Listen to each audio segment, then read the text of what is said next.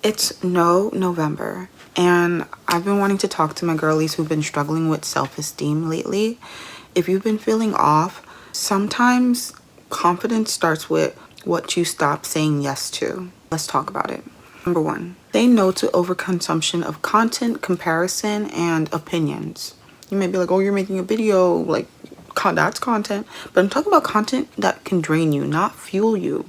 Drain you. Stop waking up and feeding on other people's lives before you even get in touch with your own. The goal of that is to learn what your own voice sounds like again.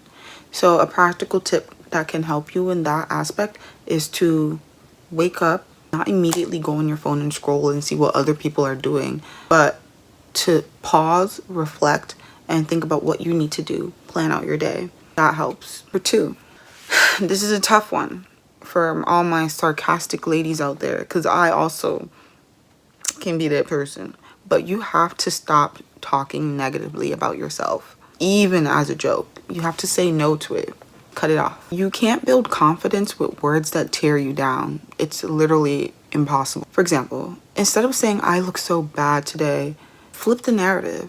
Say, you know what, I'm not feeling my best today, but I'm still showing up. How you look doesn't define who you are in the moment. You know who you are. You get me? It'd be a tough concept to deal with for some people, but it all starts with how you talk about yourself. Shift the narrative.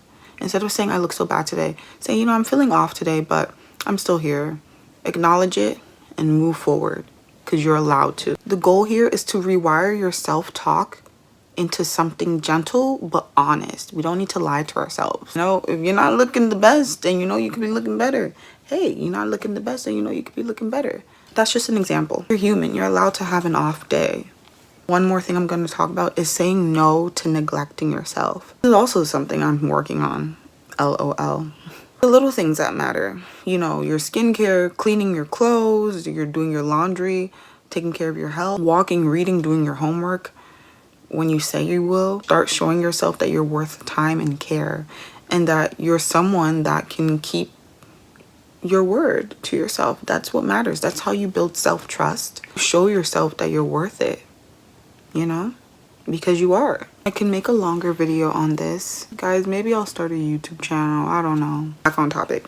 It's no November. Saying no to doubt, saying no to things that drain you, saying no to overextending yourself when you don't need to. No to the version of you that forgets who you are and who you want to be, because that's important.